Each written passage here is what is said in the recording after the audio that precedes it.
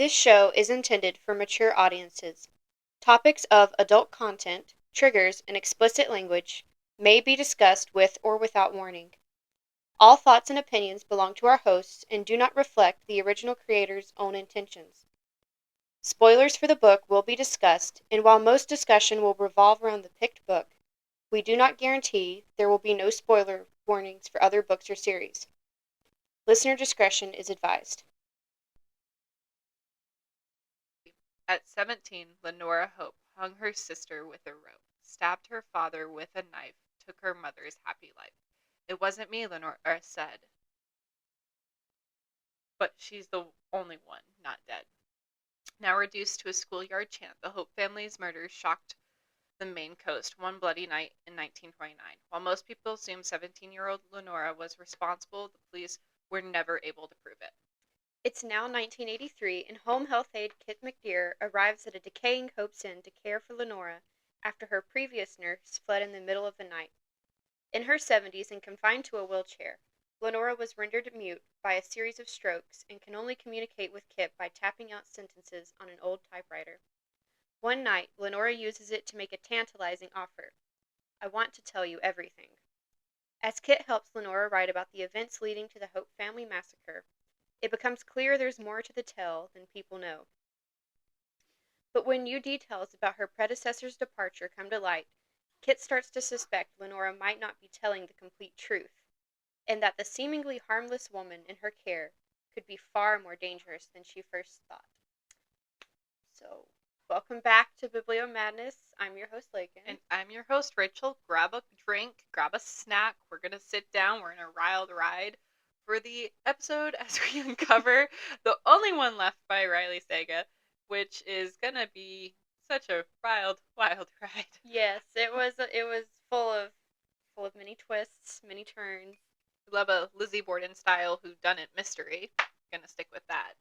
So much to unpack. Also, hello from YouTube, everybody over there. We're sitting down. We're gonna sing. Well, not sing. Well, we're gonna talk about Riley Saga, and we're gonna sit applesauce crisscross today, which I'm gonna get a lot of hate for because I say it wrong. It's crisscross applesauce, and I don't know how to. Like, you can hear me stuttering trying to say that because I don't know how because it's not how I was taught to say it. Yeah.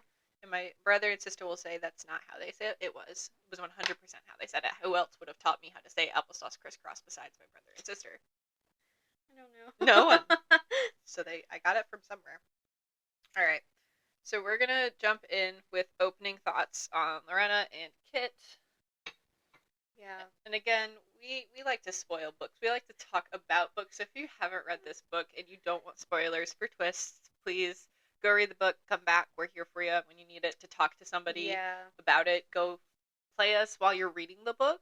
It's kind of hard to talk about it without spoiling. Yeah. Because, I mean, yeah, as we're going to be discussing this, we'll be discussing if you want all of it. Spoiler-free reviews, go to our TikTok. Because that's where you can see spoiler-free. Here we have all of the spoilers. This is all the deets. All the good stuff. About all of the characters and all of the things. So, we're going to dive in with, I don't even know, where do you want to start? Well, starting, I think we need, from the very beginning. Very, very beginning. So this book opens up with a confession. Yeah. And I want to know your thoughts on that, because I thought it was a very intriguing idea to start the book off with her confession, because she admitted to being like, she said, "I wanted to tell you everything," and she said that she wasn't as good of a girl as you thought. Yeah, because that was her first confession with Mary. See, I read this book so fast, I almost forgot that happened until I read back. We both read this book very, very quickly. It was very hard to put down. So all of it kind of runs together in my mind too. I do remember that though. I remember specifically the fact that I thought it was interesting. You go into the book thinking she's guilty. Yes. It didn't leave question for it at the beginning. Everyone in the town, everyone who was involved, all thought she was guilty. Mm-hmm. And she is guilty. Well, even we think she's guilty because it sounds like a written confession in the beginning that she wanted to tell her everything about the night, and she talks about discarding the murder weapon. Yep. In the opening scene. Yep. And that's the opening first, 3 pages, I think. Yeah, it's 3 pages long. It's in the first page. Yeah. The very first page. It's before you even get to chapter 1. Before chapter 1. Yeah, it's the prologue or whatever. Prologue is the type out. It's because it's written to Mary. It's written to. She wrote to both of them the same thing. She wrote the same thing to Kit and to Mary. Yeah, but that letter that we're originally reading, isn't it to Mary? I don't know if it's to Mary or not. I just know that she wrote. Because as you go through the chapters, I'm not sure if you noticed, we don't read what she's typing is not all what she's typing to Kit. We're getting Mary's. Story. And further towards the end as well, more so. But. So back to the book that we did last week, which was Verity. These 2 books are very similar about people who are telling their stories when they're in a medical situation of sorts. Yeah, one of my very first thoughts on this book, and I think yours is too, is how similar this book read to Verity. Very, very similar to Verity on so many different levels with what we read because of the typewriter, because of the manuscript, the way the book was actually written, where it was flip-flop back. So in this book, you're getting the point of view of Lenora, and we're going to know that I'm going to say this name wrong probably 16 times, so my apologies. But Lenora, we get her point of view, but we also get Mary's point of view of what was typed to her. The story she gives Lenora. Mary and the story she gives Kit as well. And the thing about Lenora is she was writing this as a story. Yep. It's very, very, reading as, which, when you read the book, you find out that Lenora wanted to be a writer. Yes. So this is, I don't know, she draws it out very much. It's, well, I think there's a lot of reasons she drew it out. So, Mary's version of the story went fast. Mm-hmm. Kit's version of the story was drawn out. Very, very drawn out. And there's reasons for that, which we will get into later. But one of the things I was talking about in the beginning, about her admitting to it, is she says on this is page 4. Page 4. So it is the first 3 pages of the book. Let's see. She says, "You want to know if I'm as evil as everyone says I am. The answer is no and yes." Yeah, no and yes. And I remember reading that and I was like, oh, okay. So we've immediately confessed to something at the very beginning of the book. But I think that's true that she immediately admits to something, but I also think it's true that every human is not always good. Yeah, I think so too. That line we talked about this in Verity as well. Yeah. If you did not watch that episode, you should go back and watch that. Yeah, go back and watch it. You'll see all the similarities between the books. But with that, we just have I'm not as bad as what everybody thinks, but I'm also not as good as everybody thinks. And I think that's very true for a lot of these stories. Is you only hear one side of it, and it's, how do you say this? Whenever there's a confession to go around, this is the other side of the story, and these people, regardless of whatever reasons they do it, they have their reasons. Yeah, that's true. Justifiable or not, which you all can determine if you think they're justifiable or not. I put a point in this. There's a point in our discussion today where we will talk about this being justifiable or not. Yeah, we'll get there. But opening up, we have Kit, who is our main character-ish. Yeah, she's our main character. Yeah, main character. Main point of view that you have. Yeah. And then you're hearing about Lenora's story throughout the book. And that's the whole point, is to figure out what happened to the Hope family, because they live in a small town, basically. Yeah, they live in a very small town in Maine. Yeah. In a very small-ish town. For part of me thinks this is Vermont, but I know it's Maine, because I know we just watched before this a podcast with him in it. His other book. It was The House Across the Lake, I think. Which is in Vermont, and now they are doing a book based in Maine. But we get Kit's story starting off in a house with her father, because she was living with her father at the time. And she didn't want to go to nursing school, to become a nurse, because that's too long of school. And then she decided to go to be a caregiver, and she has been a caregiver for 10 plus years. Yeah, I think it's 12 years. 12 or 13. That's the number that's coming to mind, is 12. So quite a few years of being a caregiver, and she actually was also a caregiver for her own mother instead of sending them to someone else. Which we did not know this at the beginning of the book that it was her mom. We didn't know It wasn't until she was talking to the detective. no, she was talking to the maid, Mrs. Baker. Was it Mrs. Baker that she was talking to about it being her mom? Again, I don't remember. This book was all running together. It just came to me as we were talking about Well, it. that's That at the important. beginning of the book, we just know that Kit was in this what would you say, scandal? Yeah, she was kind in a of? scandal within the town. There was a newspaper saying that she had purposely killed one of her patients, and then her job.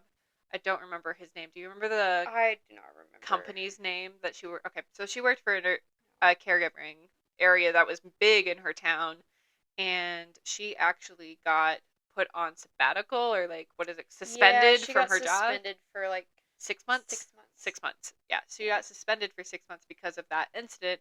And then when she came back, nowhere else would really hire her, so she had to go back to this place, to the same place.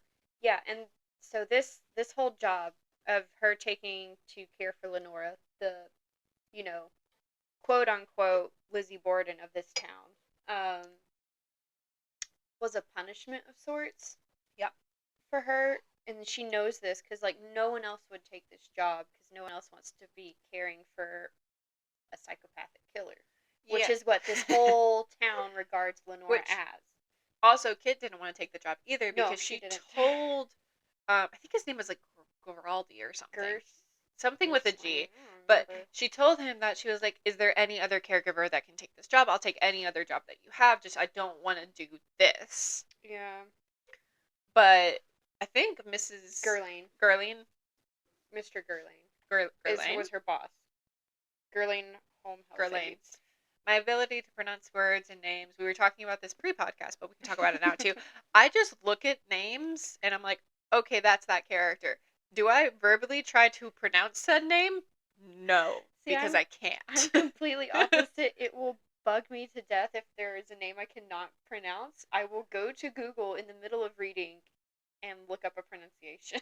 See, with the book series that we're currently reading, all of the names are so easy. Yeah, it makes they are my heart so happy. Stay tuned for next week for what we're reading. We're very excited to talk about it. For the people on YouTube, you can see it on the bookshelves somewhere. Somewhere over here. Somewhere, kind of directionally in this area. Somewhere on the bookshelves, it's there. But we'll talk about it next week. I'm very excited about it. But pronunciation for names, there's just not. I don't know if anyone else is out there. I hope I'm not alone where you just don't say them out loud because it's too nerve-wracking. I'm like, I'm going to say this name wrong. There's too much fantasy. There's too many random names. Like the Captive Prince series, they had to give you a pronunciation list of names in the front of the book. Yeah. Side note, I think every fantasy book, if you're not having basic names, you should have a pronunciation guide because I hate it when I cannot pronounce. I don't try. I'm just like, okay, that's fine. Yeah. I know what their symbols look like because letters are just symbols to me. You're gonna have a time reading for the week. There's a lot of Gaelic names in it, which I still have no clue how to pronounce. Do I have to read out loud? Not unless we talk about it. You're going to have to correct me. We'll have subtitles for everybody else. Sorry for the people that are vocal. Laken's going to pronunciate over me. Because, Lenora's an easy name, and I can't say it. It's fine. Okay. What were we talking I don't remember. We went on a name tangent. That's what happens. For the podcast in the beginning, we were talking about her being a caregiver and her killing a patient on accident, which even the detective of the area, I don't remember if this was in the first chapters or not, was like, you did it. You didn't do it. You did it. The head detective of their town, I think his name is Detective Vic. Yes. He doesn't believe Kit at all. No. He still thinks she's guilty. He doesn't believe her during this entire book. No, he doesn't, which is kind of frustrating because Kit has a weird, as we read, we kind of realize that she has a weird conscience about it. She doesn't believe that she did kill her, but she doesn't believe she's completely innocent either. Like, she knows her part in it of what she did. All right, jumping back into where we were talking about the relationship with Kit and the head detective in their town, which is not good because the head detective thinks that Kit is responsible for what they assume was an attempted suicide of her patient who took too many pills. Yeah. But in reality, she's supposed to put those pills in a lockbox that are kept under her bed. Yeah, and we find out pretty quickly, I think even, that this was Kit's mom, and she had, what did she have? She had some kind of stomach cancer. I want to say she had some kind of terminal cancer illness, and she was in like a ton of pain, so they prescribed her fentanyl for painkillers. And she overdosed. Because she begged Kit to leave them out for her. Yes. And she said she would only take one. Yes, and Kit kind of knew that night when she went to bed that she had a feeling that her mom was not going to take just one. Which is where she was an accomplice in killing her, but didn't really kill her. Yeah. But she knows as a caregiver that she's always supposed to take the medicine, put it in her lockbox that's under her bed. Yeah. So that she would know where it's at. And she does struggle with it quite a bit. Yeah. Which, later on, so we're going to fast forward a little bit out of this. So the relationship, so we have the main characters in this book are going to be, obviously, Kit, her dad, who's there, and then you have the detective, you have her boss, which she does call quite often. You have, when she gets to the big old home, which is what would you call it? A mansion? It's a mansion. Yeah. We were talking about when Kit got assigned from her boss to go to the mansion when she was driving up and she first saw the location. So, a description of how the house looked and what we were told was like Gothic Victorian styled house right on the cliff to the ocean, like right on the cliff. It's literally right on the cliff. Like the terrace from the main level is literally. Yeah, you could roll off said cliff, and this is actually a big point in the book too. Is how close, how dangerous this terrace is. Like, I have so many questions on why someone would want to build that close to the place, but the more I read about the book, I thought more they probably didn't build that close. Yeah. It probably just crumbled into the ocean. Yeah. And then the other part of me is like, why did you still build that close to the ocean? One of the big reasons for that is it talks about how egotistical the Hope father was, Lenora's father, that he did it to exclusively show how much money he had and how well off they were. They built this giant house right on the cliff.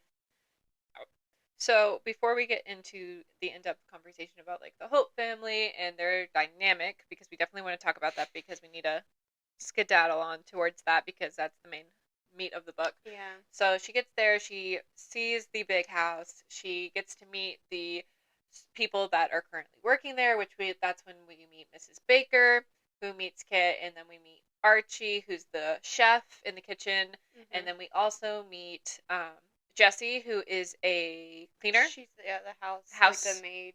Maid, yep. And then we have Carter, who is the first one we meet when we go through the door because the gate's always stuck or the gate gets left open, gets stuck. Carter is the landscaping / gardener. The groundskeeper. Groundskeeper, yeah. So we meet all these characters, and obviously those are the people at the house are going to be Lenora, Mrs. Baker, Carter, Jessie, and then Archie. Archie. Okay. I thought it was another time I just mispronounced a name, and I was like, oh, it was Archer? I thought it was Archie. Okay. It's Archie. And these are the only people out here. Everybody else has left. And this is a huge house. Yeah. It's three stories, if I remember correctly. Yeah. And it's quite run down.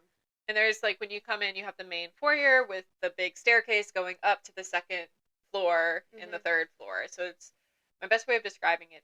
I would think what my vision of it was kind of like floating stairs that go up and around.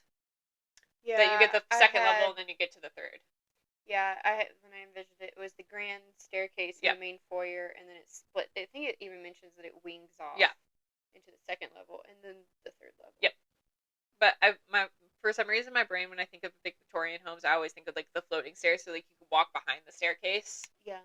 So, but you also have the servant staircase that's on the other side, which we'll talk about that later. It's what's used mostly in the books, I think. She doesn't really go up and down the main staircase. So we have the very big setting in the grounds. It's very rickety, old, rundown, not up to manner. So if anyone has watched Dark Shadows, which is my favorite movie for Halloween, when Barnabas gets into his mansion and it's completely run down, that is what I imagined this state of the home, because I know Mrs. Baker tried her best to keep it up and running with the money that they had. Yeah. But I don't feel like it was ever kept up the way it needed to be, because it didn't have the staff members. And I think it's very clearly pointed out that this place is like huge. It's huge, and the age is wearing on it. Like, it shows. Yeah. And like Lenore, when she was walking up to her room, saw all of these cracks in the walls and was like, what's going on? But also something that was big and important in the book, that when she got to the second floor, she felt like she was on a boat and she was getting sick. Yeah, because the entire house is tilted and leaning in towards the ocean. Yeah. So not only is this house right on the ocean, it's also tilting towards the ocean. It's literally falling. Yeah, at any given moment, this house could just fall into said ocean. Like, I don't feel like I would comfortably sleep there. I don't think I could. Yeah, she mentions every morning that she wakes up that her bed is like, her mattress slides off. And then you also have the third floor, which, just to give a lay of the land where everybody is while we go into the book before we talk about the twists and the actual story. Mrs. Baker, she's on the first floor? Second. Is she on the second floor too? Yeah, it goes Kit's room, Lenora's room, Mrs. Baker's room. Yep. And then upstairs you have Jessie and Archie. And then outside in a cottage you have Carter, who is in the groundskeeping cottage. So that's where everybody's located at. Now we're going to jump into the spoily section of this book. Heads up, this is where we're going to talk about the twists, the turns, and kind of more character building. So we also found out when Lenora went into her home, there was all of these books. There was leftover stuff. There was also a medical bag left in the closet. Basically everything from the previous nurse or caregiver. We're going to say nurse a lot, even though that's because she was in a nurse outfit, and they made her change into a like 60s nurse outfit. Yeah, that's kind of what I very much imagined it as, like the pinstripe. Yeah, even though it was white. Even the pinstripe, or like just the war, like old world it was World in 2, 1920. 1 outfits. Right? Yeah, 1929 that all of this happened. Wow, that really puts it in perspective about like the world wars. Yeah.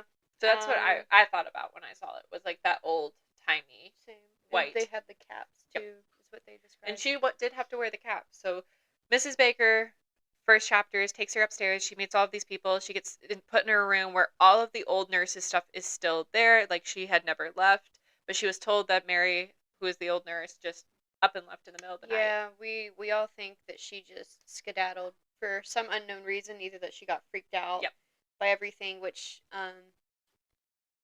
Kit wants to leave too, because obviously, as we find out, like, there's all these weird noises, the house is tilted into the ocean, and the creepy rhyme at the beginning that the entire town chanted. Like, teenagers would go up to this house and say this to the people that lived there and took care of Lenora. Was at 17, Lenora Hope hung her sister with a rope, stabbed her father with a knife, took her mother's happy life. It wasn't me, Lenora said, but she's the only one not dead. Like, that's so eerie. And that is mentioned throughout the book multiple times. So once we get into this situation, Lenora's kind of getting to the groove when Kit meets Lenora, though. Yeah. For the first time. She talks about how, like, unnerving Lenora is, and how she feels like Lenora can see, like, into her. Yeah, her piercing, or she had green eyes. Piercing green eyes. Mm-hmm. And Kit even, the first real interaction that she has with Lenora, like when she's taking care of her, the one that stuck out in my mind is when Kit confesses to her about, like, her killing her mother. That's when we find out that the patient she kills is her mom. Yep. There's a lot of detail. There's a lot of details in the house, in the book, that we might not mention because there's so many things to touch with just detailed wise, like when Lenora got into the house and all 4 paintings of all 4 family members were there, but 3 of the paintings were covered up. Yeah, that when Kit first comes in, the only portrait, like they had these giant oil, I imagine it was oil paintings, I don't know. I would assume it was oil because they stood for hours for them, and Yeah. that means oil takes doesn't dry as fast as Yeah. acrylic. So these giant, like, grand-esque portraits of the family, and 3 of them are veiled. Yeah, they have of the deceased family members. I know this is really stupid, but my brain just thought of like a black covering, like I know, like the fabric that you use to put on landscaping, because I just redid my landscaping, so this is why it comes to mind. The fabric that you use for that's just like black knitted, really tight knitted fabric is what I imagined was over it. That's kind of what I imagined too. Something like that, like where it's mostly opaque, but if you can still see through it. It's kind of transparent. Yeah. Which she does mention that she can see the father, the mother, and the other sister. You just couldn't see like details of it for respect for the dead. Yeah. Or is it?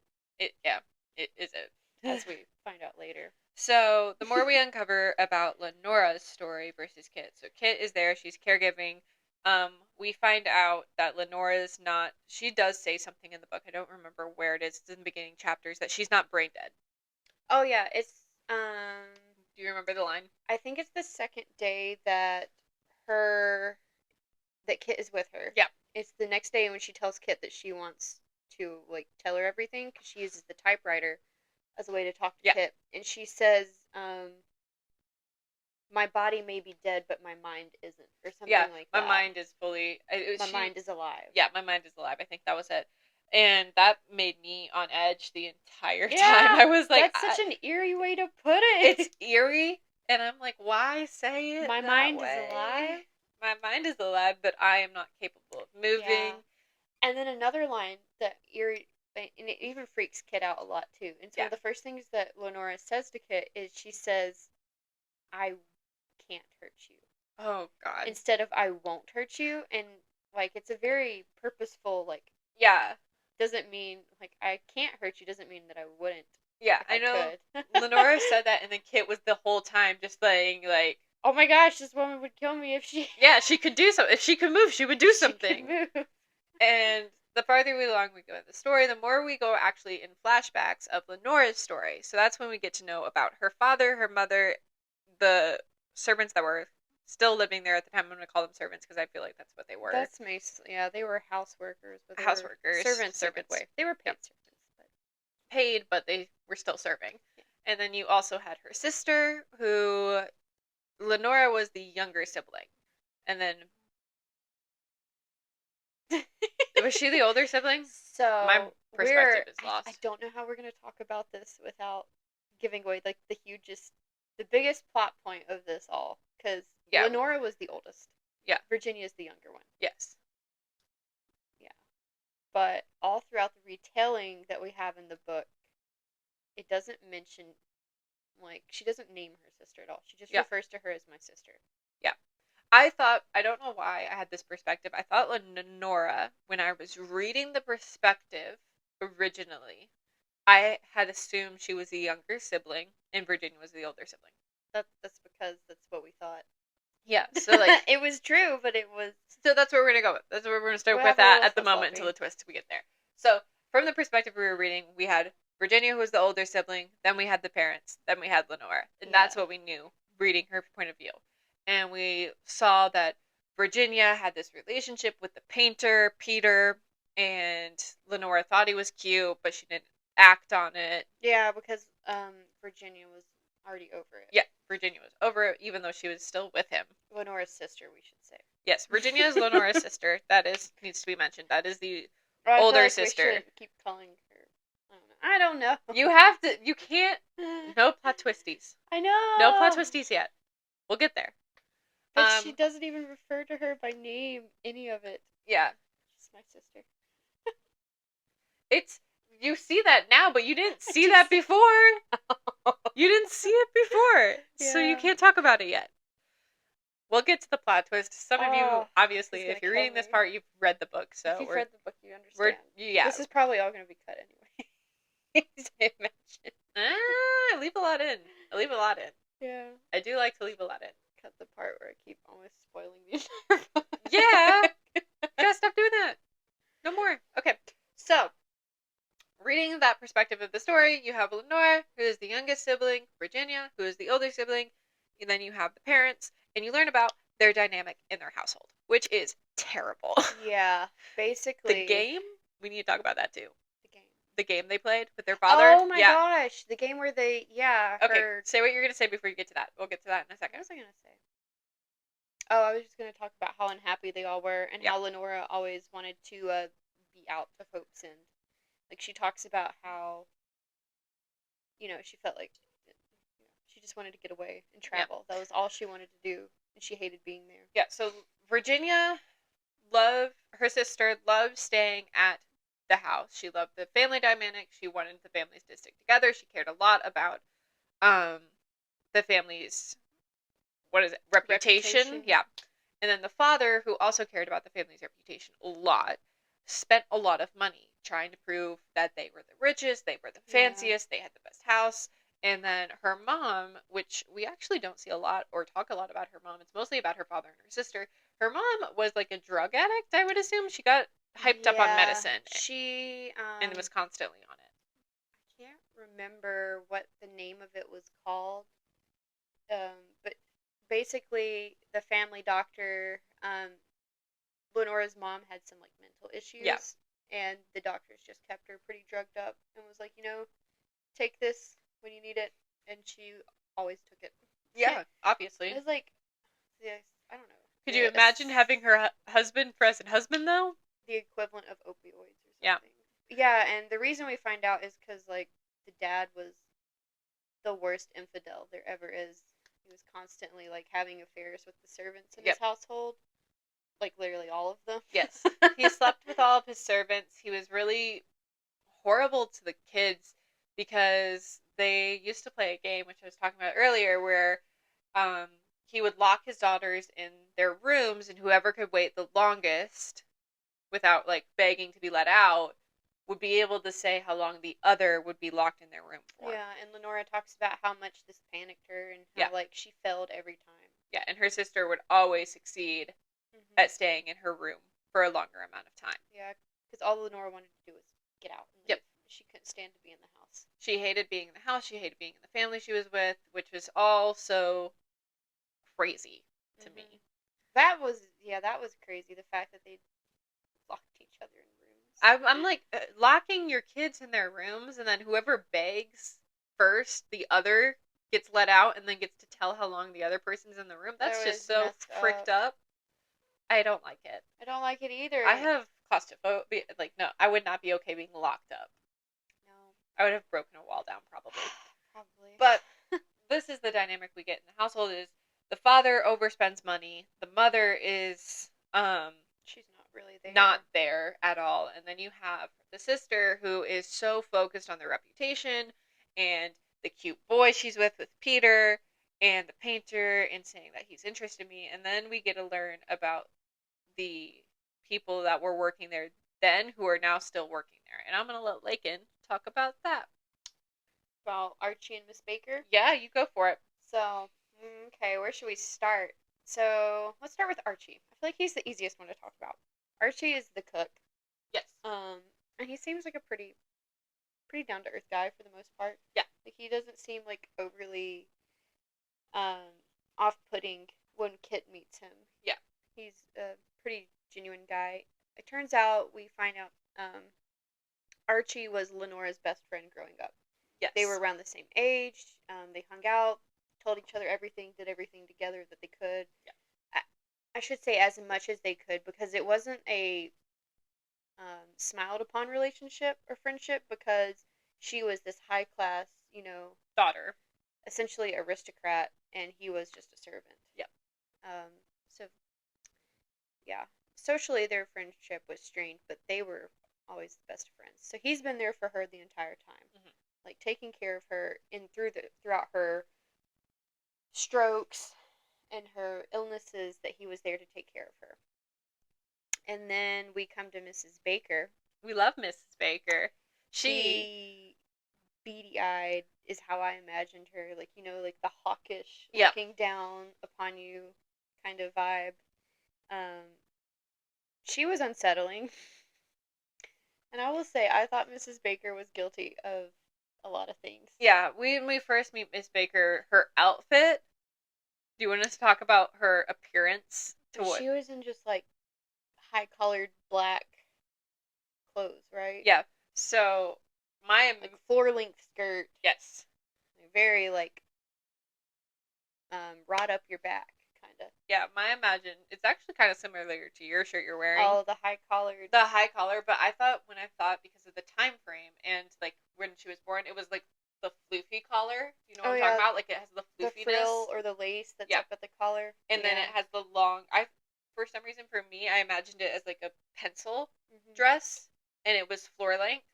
And then the red lipstick that she always wore, the bright blue eyes, and she had glasses as her long silver hair. Yeah, she still had the long hair. She kept it in a bun though. Yes, I think. she kept it up, but she had very long silver hair. Yeah. So she was very pretty, I feel like, for a woman in her 70s, because her and Archie are in their 70s, right? Her, Archie, and Lenora are all in their 70s. Yes. So they're all much older. Yeah. And so Mrs. Baker's been there the whole time, but apparently we come to find out that she took like after the Hope family murders, she was gone for a period of time. Yeah, she went to Europe with her fiance, and then she comes back after her fiance dies. Yes. To take care of the estate and Lenora in her decaying, I guess. And what we all assume, because everyone in the family is dead, that Mrs. Baker is there taking care of Lenora because she made a deal that once Lenora dies, that she gets to have the estate and all of that. The money. We felt like that's that, what we thought it was. The ulterior motive that Kit and we get as readers is that she was set to inherit Hope's End, and that's why she cares so much about everything, the whole estate. Yeah, which would give her a motive to. It's a small motive, though. I feel it's a very small I feel like it was a deterrent of the author to be like, this is her motive for if you wanted to think she killed them. But Riley's really good at the twist that we got, because we haven't opened the book yet. Okay, so before we do that, we need to talk about Mary. Oh yeah, Mary. Mary's what kicks everything off. Because Mary is why we are where we are. Mary taught Lenora how to type on the typewriter. Mary was Lenora's previous nurse, by the way. I don't think we said that. We did. I did. You did? I got talked about it? Yeah. I didn't remember. I'm already spacing out. It's okay. So Mary was Lenora's previous nurse, the one that disappeared in the middle of the night, taught her how to use a typewriter, and already knew the full story. She did. Everything. Yeah, Mary knew the full story. Like, the whole thing, all of it was typed out. She had the whole book, and she knew everything that was going on, and she was actually talking with, and I think we can bring this up because we're bringing up Mary, Carter. And the reason Carter was there. So, for the main characters, Mrs. Baker is there because she came back to take care of the estate. Archie's there because he never wanted to leave his friend, and he wanted to take care of her. Mary was there because she was finding out the story. Yeah, that she just wanted to know what... She was interested. With it. She was obsessed. Like, she wanted to learn everything about it.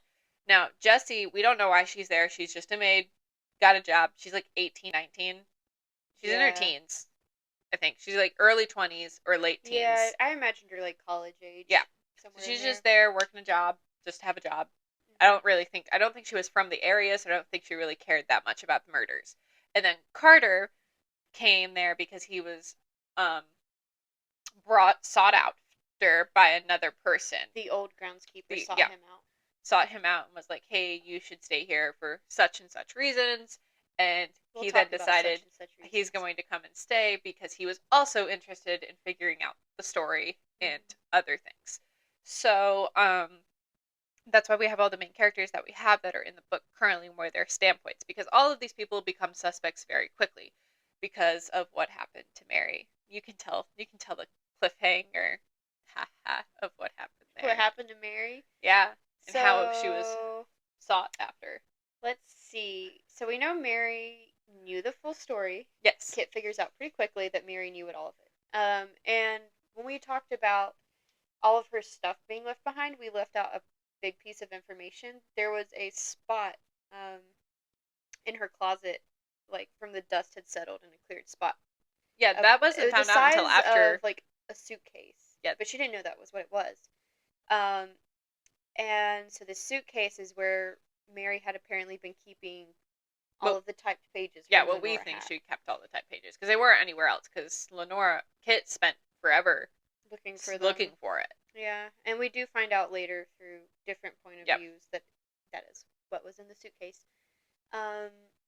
And I don't remember where it is in the book. Maybe like halfway through that we find Mary, and so we find out what happened to Mary. Before we find Mary,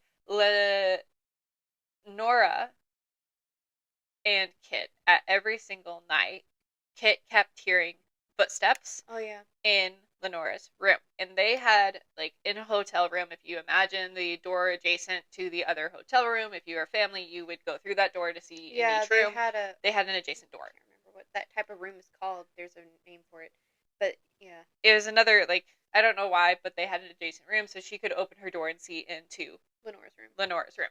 So at first, Kit thought that she was walking around, and she actually did have full motor skills, and that was... Yeah, she thought Lenora was faking it. Yeah, just like in Verity, where Verity was faking it.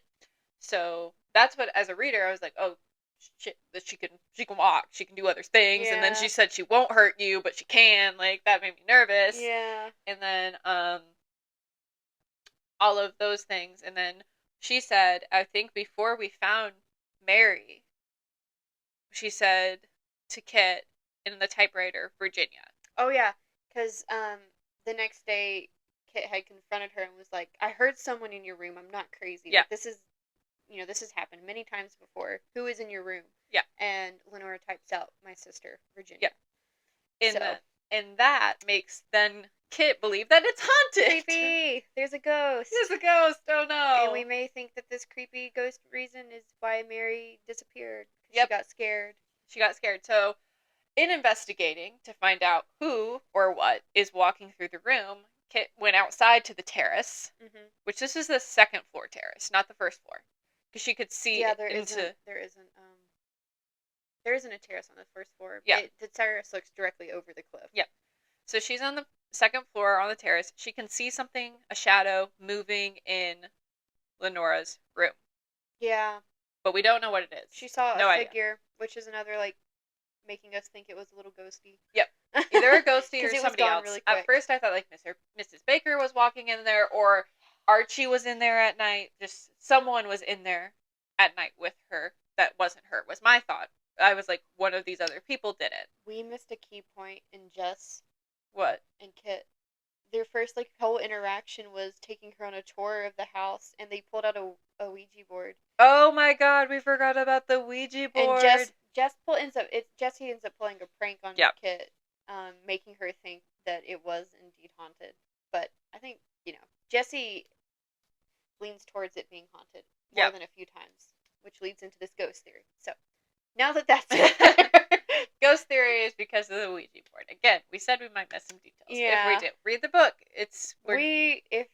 We read this book very, very quickly. Very, very quickly. Blends together. When you sit down to read this book, you're not going to want to put it down because you're going to want to know what happened because it's so intriguing. And Riley did a really good job at being captivating in his writing and having enough twists and intriguing things happening in each part of the book that you always wanted to figure out what happened next. So a lot of it runs together when you finish it, even when you take notes, because it was so well written for a thriller.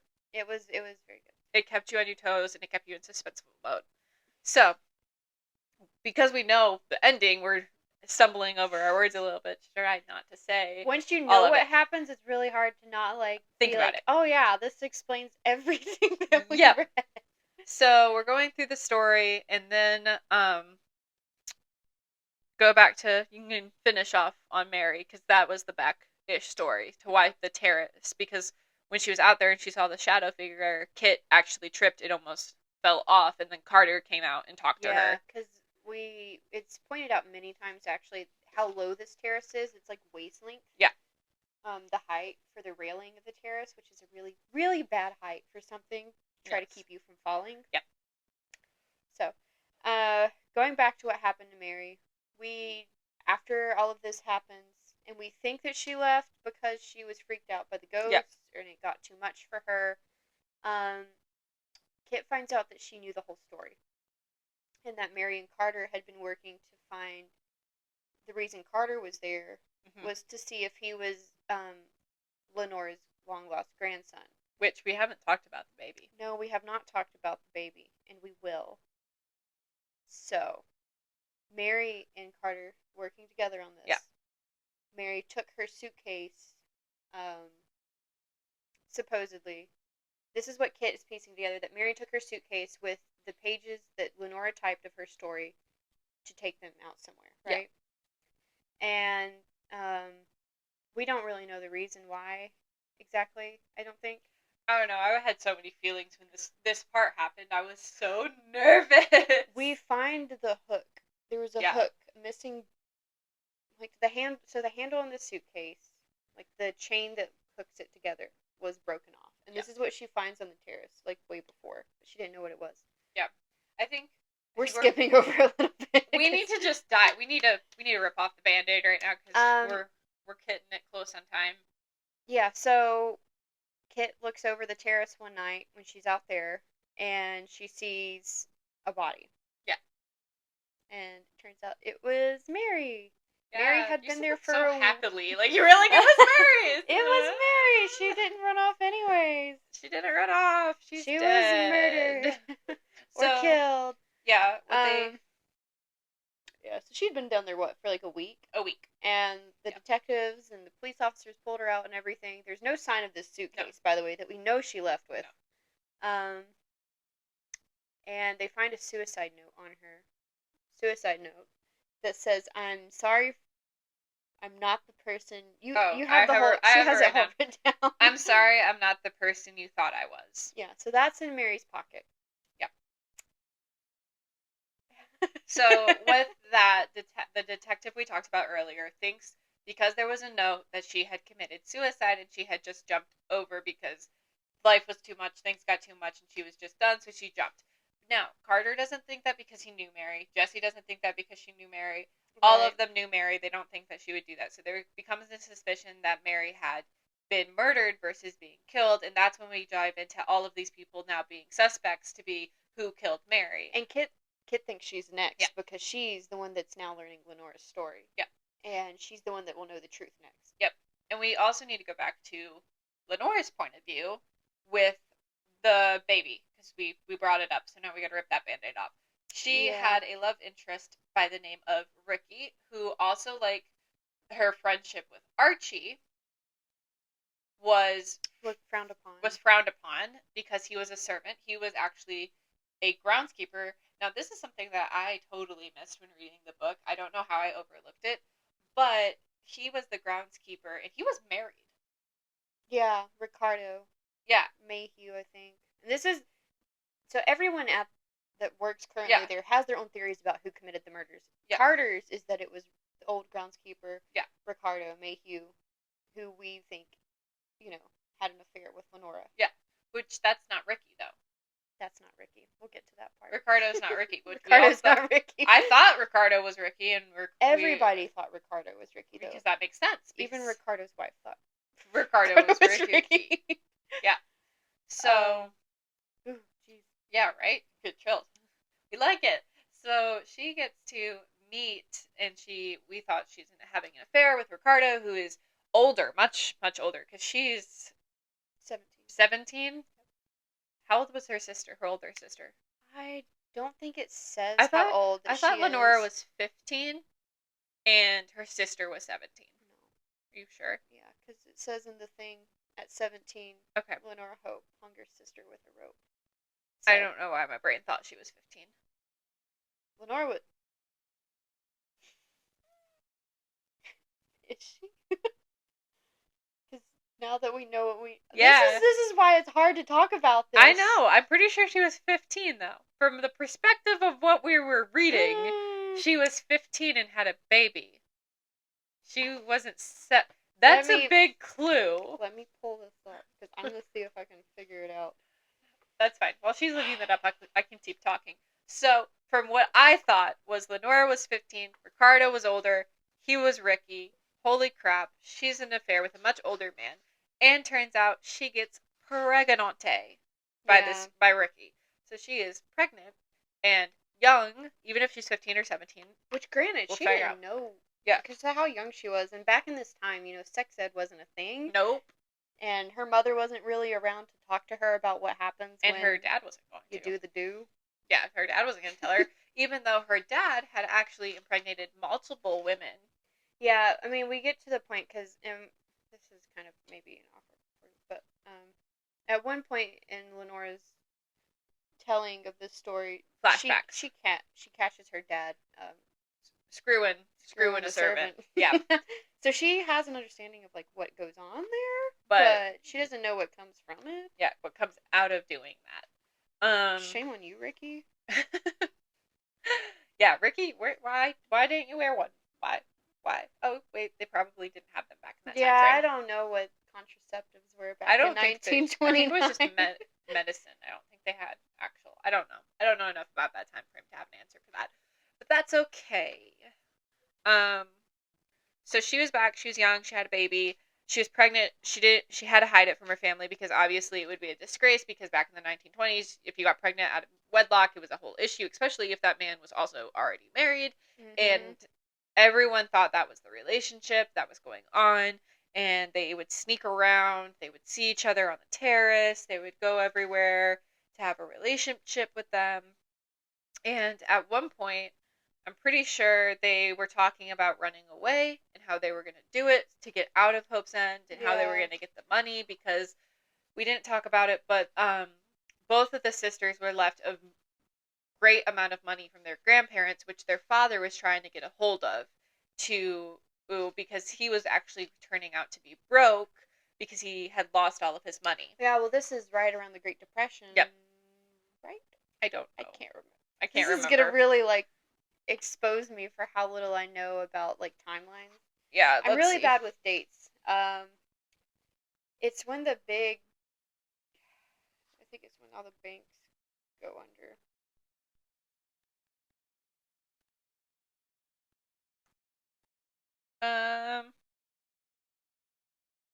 Yeah, it was the end of the Roaring 20s, so it was around there.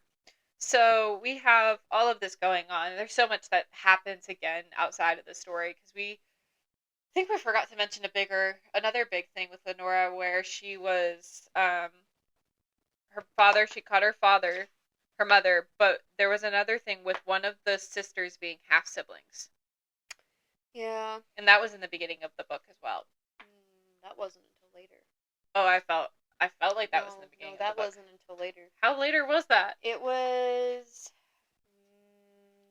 I want to say half towards the end. It comes out when, I think it's right around her birthday, because her birthday dinner happens halfway through the book. Yeah. And that's when everything goes down, right? Around, no, it's not right. I don't remember. Anyways, it's an argument. That point doesn't matter. The argument happens she overhears between her dad and her mom. Yeah. And her dad's like, Lenora's not mine. And he knows that she was born, their mother was pregnant with him. Yeah. Or her. Her mother was pregnant with her before she married her dad. Yes. So Lenora was not a Hope. No. But Virginia was a Hope. Virginia was. Lenora wasn't. So that's another giveaway to the end. Mm-hmm. And we should have I should have saw these things, but I didn't. Nice I didn't see these things, because when I said she was 15, I'm pretty sure she was 15 from the perspective we were reading. I just looked through it. She doesn't talk about what birthday she's celebrating. Yeah. It just says she's celebrating her birthday. Yeah. So there's a lot that we find out at the end that gives sense to all of this. But she's pregnant.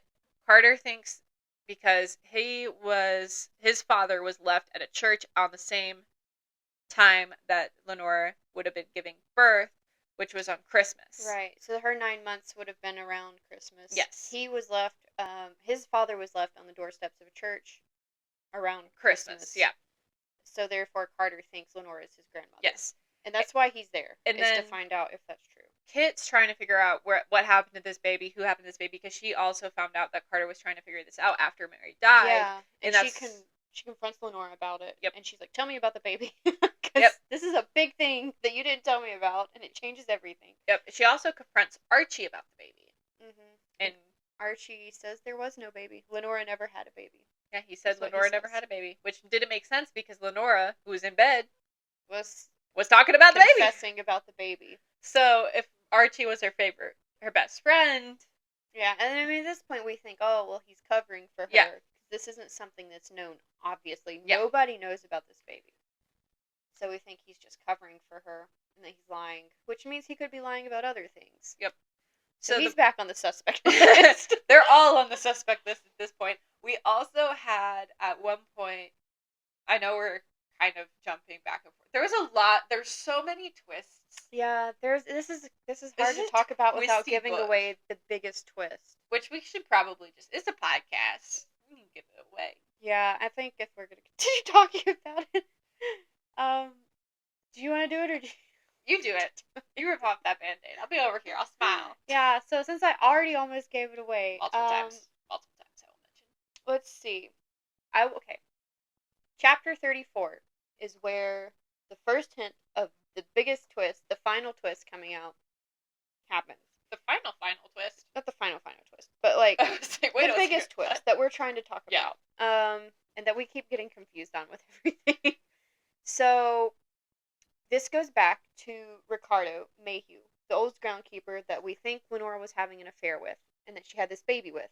Yes. He had a wife. Yes. The wife worked at the house. Her name was Bernice. Yes. We find out when Kit is looking through Mrs. Baker's receipts that she has been paying for someone to live at a retirement home for decades. Yep. Or, and then she's been paying her out before she went to the retirement home. And it was Bernice Mayhew. Yes. So she goes to the retirement home and confronts Bernice because she wants answers. And Lenora is not giving them to her. She's like, I need the story.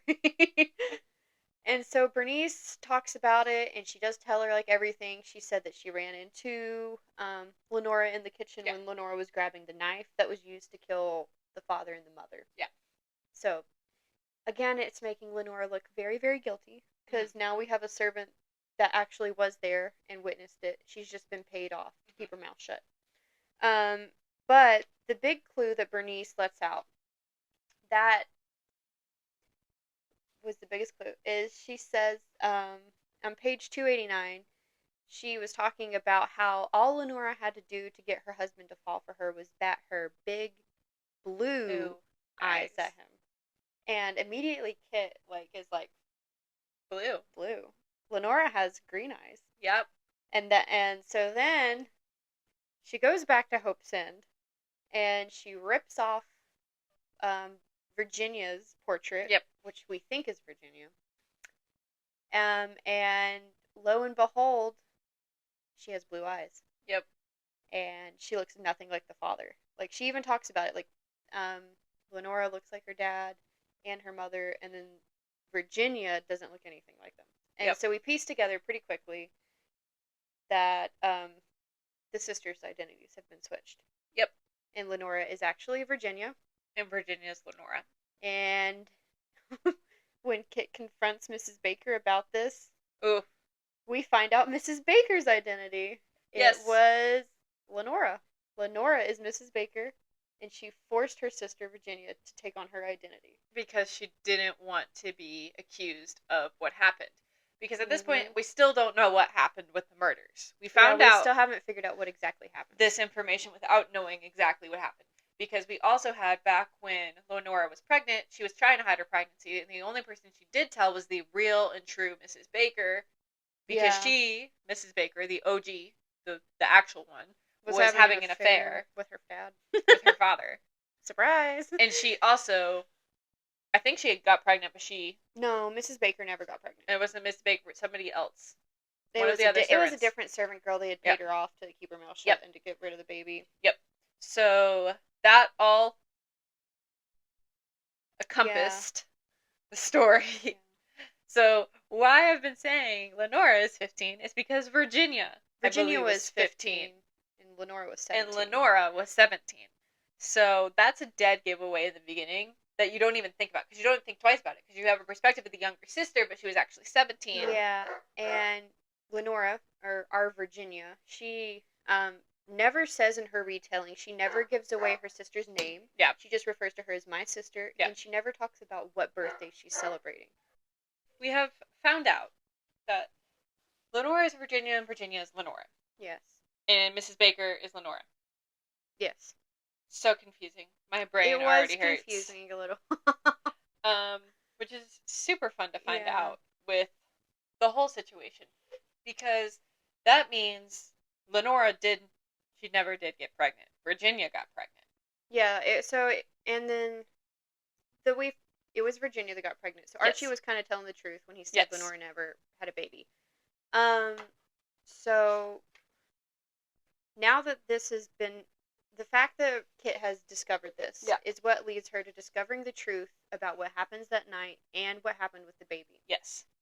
So at this point, Kit doesn't get any more of the story from Virginia's point of view. But we still read some, which I guess were the pages written by Mary. Those are Mary's pages. Or the pages written to Mary. Yeah. Where Virginia's telling about the baby. Lenora was there that night, and she found out that Virginia was planning to leave and that she was pregnant. Yes. And she went and told her dad. Yes. Which is this is the night things all go down. Yeah, there's a lot that happens because even Mrs. Baker, a.k.a. Lenora, told Virginia, said that I wouldn't be surprised. I was surprised that she didn't kill us all.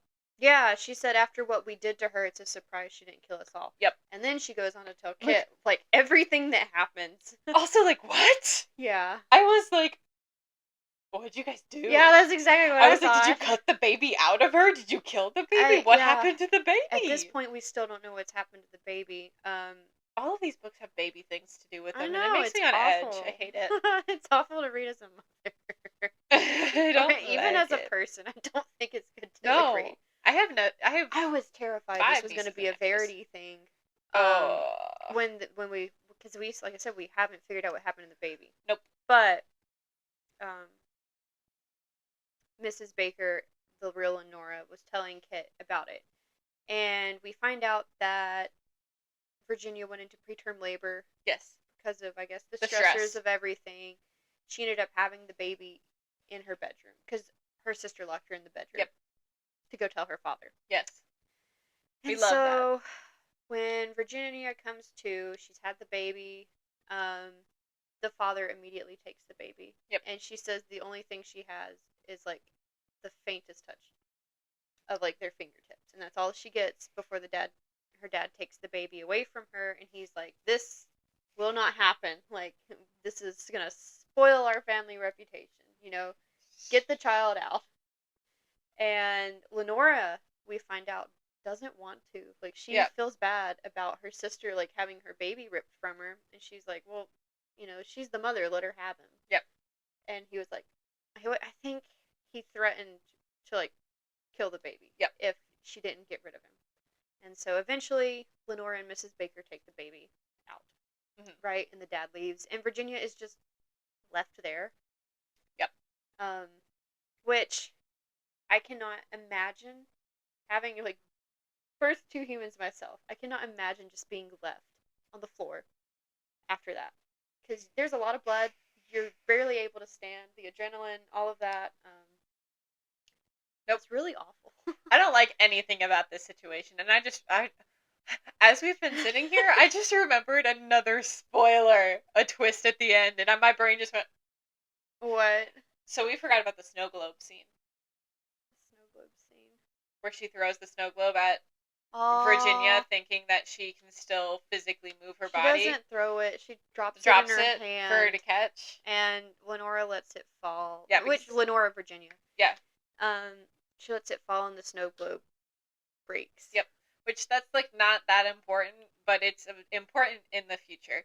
Because right now, we all thought Lenora, or also known as Virginia, could walk, but that wasn't what was happening. Archie was visiting her in the night because he was friends with Virginia, and every night he would come and say hello.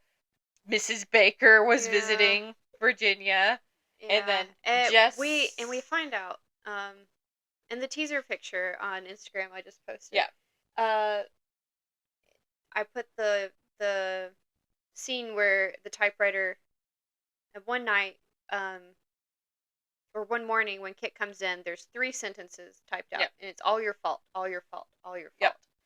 And, Lenora says, Lenora, aka Virginia, We're says, gonna say it that. was my sister that wrote that. Yep. And then we find out that it was Mrs. Baker that was sneaking in there, and she's Yep. having a hard time reconciling everything that happened, and still blaming it on her sister. Yep.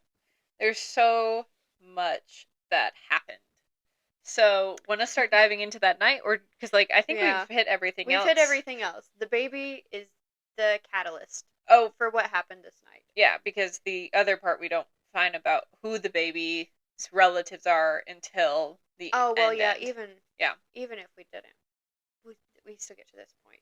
So, Virginia is determined to find her baby, and she's determined to plead and beg with her father. So she goes downstairs to, confront her dad about it, and she finds her dad and Ricky. Yep. In the billiards room. Heart is so sad. Her dad is paying off Ricky to disappear. Yep. To not come back. And Ricky's taking it. Yep. Like Ouch. that. 29. What a piece of crap. After Ricky was talking about running away and figuring he got her things pregnant. out. She just lost her child, and now she's losing the love of her life. Yep. He's being paid off, and he's actually taking it. Like, come on. Yep, he took it. He left. Yeah. So, Virginia is distraught at this point. And her mom. She has a knife. She did get a knife because she was scared of what her father could do. She had the knife that was used to cut the umbilical cord. Yep. She took it, and she didn't know what she was going to do with it at the time. And then when she finds out that her dad's paying off Ricky, and her dad's like, well, the baby's gone. Yep. He's gone. And this was the final snapping point for Virginia, and she... Alright. Hey, guys. So we're restarting because we just lost all of our audio because my computer died, and we didn't realize it. So... we're going to repeat some of the stuff we've already said, so apologies if some of this sounds familiar. We did not intend for my computer to just shut off in the process of doing this. So, we're going to stick off. We just talked about Virginia having the knife that she cut her umbilical cord with and taking it downstairs to her father, which she didn't know what she was going to use it for. We don't know what she's going to use it for. Part of it was protection. Part of it was for something else. Yeah. Lenora, at this point, was running up to her mom, who was in her room, and letting her know what was going on because she didn't know what else to do.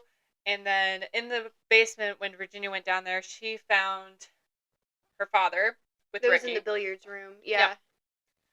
And she found her father talking to Ricky about getting paid off. Mm-hmm. Her father was trying to pay Ricky off to leave without a trace, without a word, so all of the scandal, disappeared. Yep. The baby was gone, now he just needed Ricky gone. Yep. So, when that happened, Ricky agreed, which is such a crappy thing to do. Yeah, piece of crap. Piece of crap. Just... get a 15-year-old girl pregnant. And then you just take the payment off. Don't even try to fight for your kid. Don't try to fight for the girl that you supposedly love. It's the late 20s. We love it. It's great. So Ricky disappears. Or no, he doesn't disappear yet, but he's going to. He's planning on taking your dad's initiative. But he walks out of the billiards room, and then Virginia's mom walks into the billiards room. And Virginia, at the news of this, of losing her baby, her dad tells her the baby's gone. There's no getting him back. Because Mrs. Baker, which we need to bring that up, the OG Mrs. Baker actually was paid off to take the baby, because she was in the room when Virginia gave birth, to take the baby and leave. So she took the baby to Canada, and she raised the baby there. She never came back. She was never to be seen or heard from again, and that's why Lenora took on the identity of Mrs. Baker in these states. Props to Mrs. Baker for, actually, I think it was maybe a sense of commitment she felt to Virginia, and she raised him as her own. She didn't just drop him off somewhere. So, I don't know. It was a little bit nice. It was nice. But Virginia was, she starts to swing at her dad. Yep. Overwhelmed, which, granted, I get it. He's a piece of crap. He took your baby, and he's paid off the love of your life. And You said her mother walks in. Yep. Evangeline steps in, takes the knife, and Virginia leaves. She tells Virginia to go. Yep. And yeah, so at that time, Evangeline is the one that kills the father. Yes, Evangeline, the mother, slits her husband's throat, and then walks out of the room. At this point, Virginia and Ricky are going upstairs. The grand staircase is where they're at. Yeah, the grand staircase, and her mom follows, which we saw earlier in the book, where there was bloodstains on the halfway through the staircase, and her mother starts to plead with Ricky. Yeah, Virginia sees that her mother's hurt. The blood on her is not just the father's. Her mom got stabbed somehow. Yep. So she's bleeding out. She's dying very slowly, painfully, and so she pleads with Ricky, just end me. Just take it. Yep. So Ricky, after being nagged on by the mother, because she started saying stuff about him being a servant and being not good enough, not man enough, and then he, out of rage, snaps and kills her in front of Virginia. Mm-hmm. And then he leaves. Just gone. He just leaves after that. Takes the money and just goes. Takes the money and leaves after killing the mom. Yeah. And then Virginia, at this point, she throws the knife that Ricky had. Yes. Over the ledge because she's protecting her lover. And then she goes to go get rope. Now, in the beginning of the story, Lenora said in her writing that she threw the knife over and went to go get rope. Yeah, so we thought she heard her sister's screams and went to get rope. And that's what we all thought was the confession is like, oh, she really did kill the parents and she is going to hang her sister with a rope. Yeah, she's going to get the rope to kill her sister after throwing the knife, which I don't know why she wouldn't have kept the knife, but as Lenora, that didn't make sense in a murder aspect. It doesn't. But you were saying she went to go grab the rope. Yeah, she went to go grab the rope, and she tried to hang herself on the chandelier that we saw earlier in the room that they performed the Ouija board seance. Mm-hmm. So she goes and hangs herself, and now Lenora is still upstairs. She comes running down the stairs, hearing screams, and finds Virginia, and that's where she cuts her down. Yeah, and we find out here that Virginia never suffered any strokes or illnesses or anything. It was her spine, I'm pretty sure. Yes. That broke when she was hanging. And that's what left her paralyzed and mute and all that. Yep. So all of her injuries were due to the hanging and not actually due to just illnesses of being old. And the reason she had caregivers was because of that reasoning. And that had happened since she was 15. Yeah, It's a long time to be like that. Yep. And it was at this point that Lenora started making Virginia take on her identity. Yep.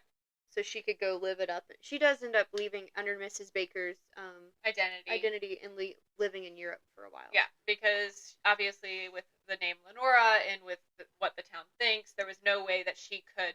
So Lenora really did have nothing to do with any of this. She didn't do any of it. Lenora didn't kill anyone. The worst thing Lenora did was steal the identity of her sister, because the story of Hope's family was actually revolving around Virginia, not Lenora at all. Mm-hmm. But she leaves. She goes to Europe. She meets the love of her life, has a fiance. He dies, and then she comes back to take care of her sister. So after doing all that and taking care of her sister, and all of this has happened with her mothers and the father, and we now know what happened on that night. So does Kit know now what happened, and she leaves. Because the real Lenora tells her the whole story of what happened. Kit has decided she had enough. She calls her dad. She says,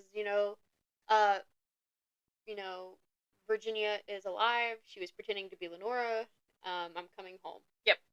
And so she does, and she's leaving. And on her way out, she tells Carter that he couldn't be Lenora's grandson because the baby was born in September, not December. Because it was early.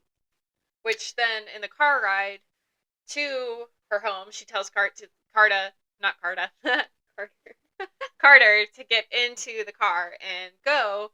She tells Carter all of this, and then she kind of starts clicking in this mass panic attack. Yeah. About oh my God, you're at fault for Mary's death, because we still didn't know who killed Mary at this time because of the blood sample, because you want Hope's End, because everyone thinks Hope End has so much money when they don't. Yeah. So she started thinking that Carter was in it to inherit Hope's End, and that's why he killed Mary, was because the truth that he was not related to Virginia or Lenora. so bad for Carter and all of this. I was just like, he didn't do it. I don't It think doesn't make sense. it doesn't I make do sense. remember reading that, and I was like, this logic is flawed. Yeah, I was like, this logic isn't logicking right now. It doesn't make sense. Yeah. But she finally gets home. Carter's running after her. She gets into her house. She locks the door behind him, and he's banging on the door saying, it's not what you think. Come out. Like, I didn't do anything. Yeah. And then that's when she sees.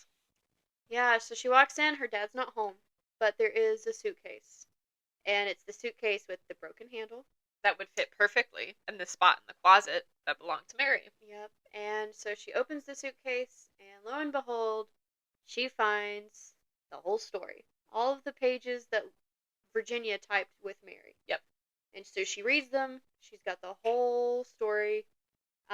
Including who Ricky is. Including who Ricky is. And it's mentioned there in the last few pages of the story that it was her dad. Yep. Patrick McDear. Yeah, Patrick That's where is Ricky came from, not Ricky. Ricardo. And we also found out at this time, when we get back, so she's freaking out because now she thinks Virginia's in danger of her father because her father just killed Mary to get rid of the story. Yeah. So she decides to drive back.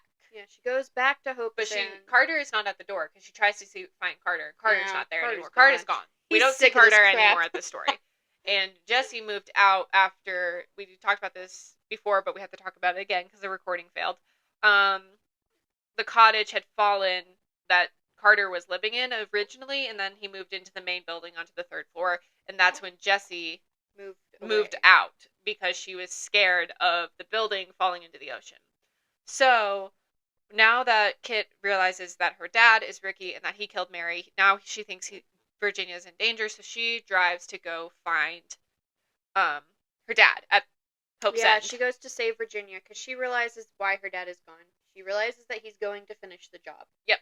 And he wants the story, he wants all Buried, of these loose ends tied up. He wants it gone. He does not want the truth getting out about him being an accomplice to the Hope's murders. So when she gets back to Hope's End, the gate is obviously left open, and she can see her dad's truck. She walks up, she looks at Archie, who was on the front porch for some reason. I remember that. And she said, hey, is my dad here?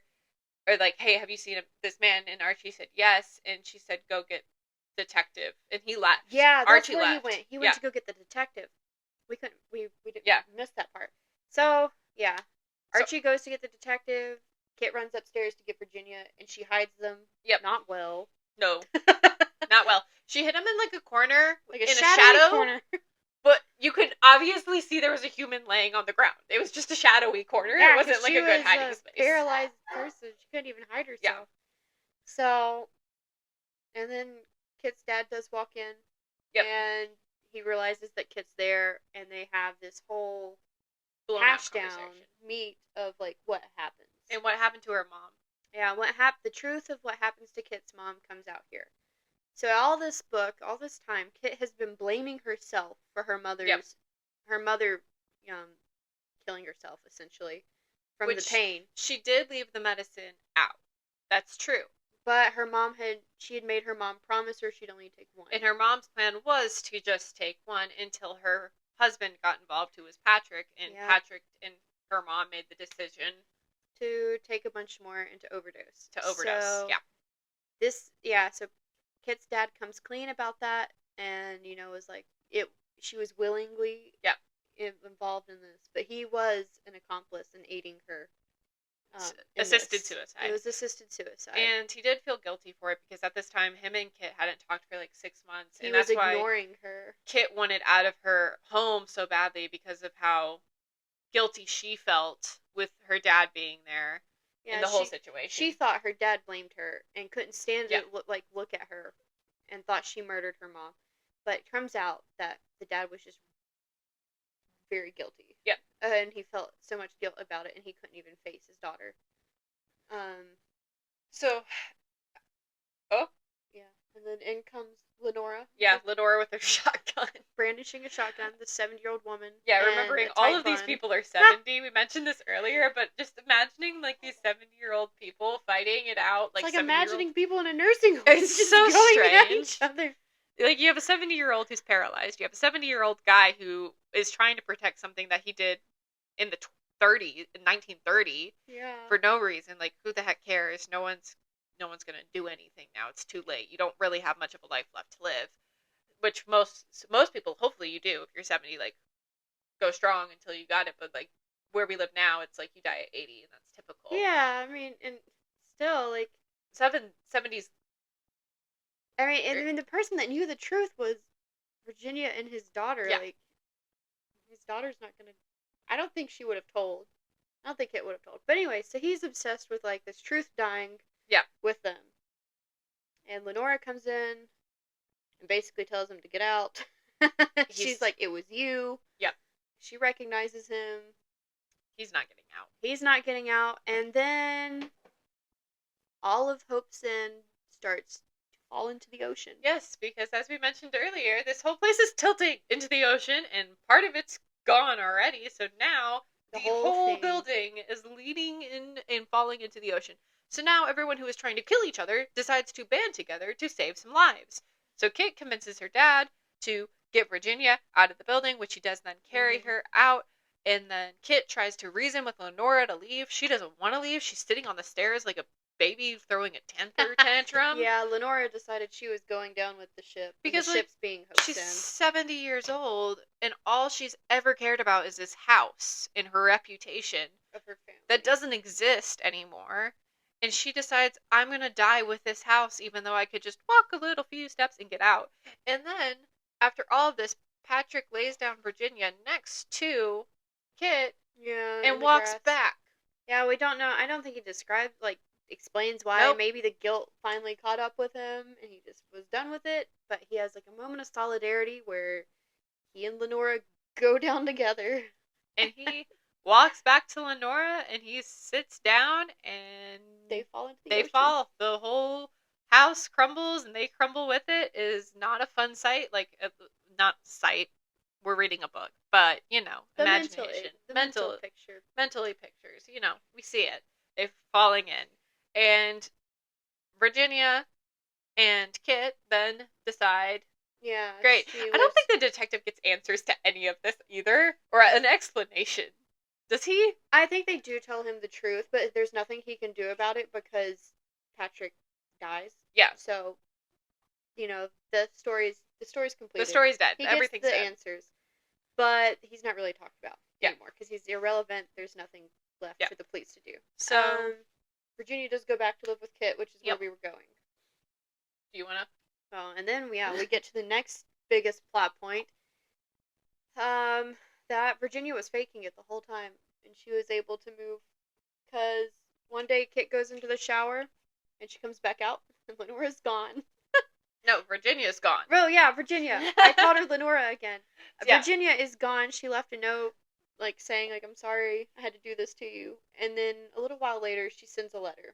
Yeah, with her and Jessie, because lo and behold, Jessie was actually her long-lost granddaughter, and she found out because her father actually figured it out and pieced the pieces together, or Mrs. Baker told her. Yeah. Or told him. And then he told her. And then she came to see her. We also found out that Jessie was actually meeting Lenora in the middle of the night, multiple nights, planning their getaway. Yeah. Because Jessie knew that she could move. The steps and stuff was a little bit of everybody, but it was mainly Jessie and Virginia moving around in the room. And that's what Kit heard. Yep. But, so we find out that Jessie's the long-lost granddaughter, and Virginia and Jessie went to go travel Europe. And then, after that, with that letter, she also got a plane ticket to invite Kit as an invitation to come to Europe with them, which then she does go. So now Kit, Jessie, and Virginia are living it up in Rome until Virginia passes away, because at the end of the book there is Virginia's obituary. Yeah. And she passed away at what age? 101. So old. Yep. And she, I think it says in the obituary that she talks about the story. Yep. She talks about her story finally. So the big mystery about the Hope's murders have been resolved because she finally talks about it. Definitely go read the book for more details and find out more things and more in depth. Just my opinion of the book, fast read, loved the atmosphere, loved the characters, felt like I couldn't put the book down, and I feel like a lot of it runs together because everything was twisting and turning so much my brain hurt. So it was definitely a good 4.5-star read for me personally, for my love for thrillers. What do you think, Laken? I'd give it a 4 stars. I mean, I don't read much thrillers, but this was an amazing book. It was, I was invested the whole time. I wanted to know what happened, on the edge of my seat. I would recommend this to anybody Yeah. that likes thrillers, or even if you're looking to get into thrillers. I think this is a good one because it's an easy read, but it's very, very good. Definitely would recommend to anybody. Definitely go out, pick up your only one left. You could get a signed edition. I know they have them at Books A Million. I think so now. They have So, the signed editions. Get a sign because Riley did really great on this, and we definitely are going to start wanting to read the House Across the Lake and the Final Girls and the Lock Every Door, possibly during spooky season. We might not read all three, but we'll definitely hit up at least one or two. Definitely be picking up his books again because this was a good one. It's a good one. I'm very excited for October. I want to decorate my house with pumpkins and all of the things. I know everybody's like, it's the end of summer, and I'm like, I'm so excited for fall. I don't care what you have to say. My whole house is going to be a pumpkin. No, we're both very excited for the spooky season. Yeah, especially where I work from home now. I get to decorate everything, and I get to work in it. Yeah, that'd be great. I'm so excited. So definitely read. Don't forget to like and subscribe, follow. Comment below what your thoughts were of the book if you've read it. Comment if you're going to read it or picking up another one of Riley's books. I think we're also launching Apple Podcasts and Google Podcasts coming up in the next few weeks. Just trying to get our RSS link to work. Working with Spotify on that currently. I think that's everything. Catch us also on TikTok for reviews and Instagram for our next week's book. Yeah, at Biblio Madness. Head over there, follow us on Instagram, stay updated. That's where we post all of our new books. Sometime next week we will be posting our next book that we will be talking about on next Monday. Yes, which we're very excited for. We are very, very excited to share that book with you too. So excited. Oh my gosh. So good, and I'm very excited for next week. But I think that's everything. Happy birthday if it's your birthday. I forgot to say that last time, so I'll say it now. Thank you for listening. We really appreciate all of you guys. And even if it's 4 or 5, I'm still happy because I get to talk about books with you, and it's exciting. It's great. And I enjoy it. So everybody have a great night, great day, great weekend, whatever time you're listening to Monday, Tuesday, Wednesday, Thursday, or Friday. Saturday or Sunday. We have all of the days. Yep. And we will see you guys in the next episode. See you in the next episode. Goodbye.